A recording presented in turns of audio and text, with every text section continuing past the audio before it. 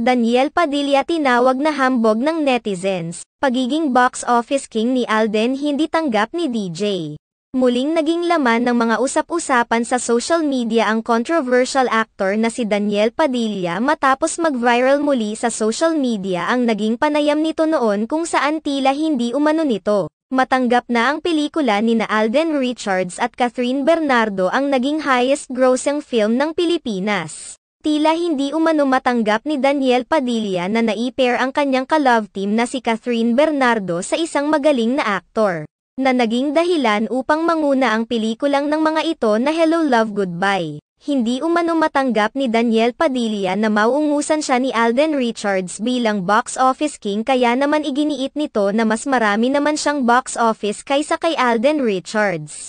Samantala, may nakapansin naman sa naging recent interview kay Alden Richards nitong December 29, na hindi man lang nito tinanggap ang titulo bilang box office king dahil nais niyang ang tao na lamang ang bahala kung sino ang ituturing bilang box office king. Ayon sa mga netizen nakabaliktaran ang mga pahayag ni Daniel Padilla at Alden Richards, dahil napaka-humble umano ng naging pahayag ni Alden kaysa sa pagiging hambog naman ni Daniel Padilla noon. Sa kabilang banda, may mga naghinala naman na baka totoo umano ang naging issue noon na kaya hindi nagkaroon ng part 2 ang pelikula ni Alden Richards at Catherine Bernardo na Hello Love Goodbye sa kabila ng tagumpay nito sa takilya ay dahil sa pagpigil ni Daniel Padilla. May mga haka-haka na hindi na umano pumayag si Daniel Padilla na may pareha ang kanyang nooy girlfriend at ka-love team nito na si Catherine Bernardo. Narito ang full video.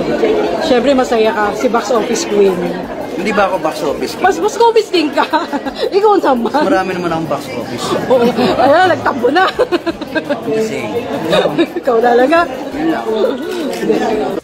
Getting hope from the audience, but at the same time, in general po, mas happy po kami sa naging result at impact ng lahat ng pelikula ng Metro Manila Film Festival. Kasi nakikita ko po ang general comment ng halos ng lahat ng mga nakanood.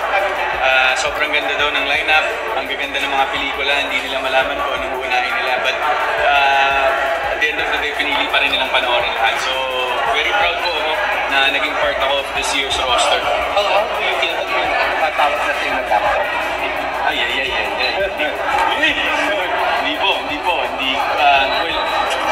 ko i-claim kasi yun, hindi talaga. I won't claim that.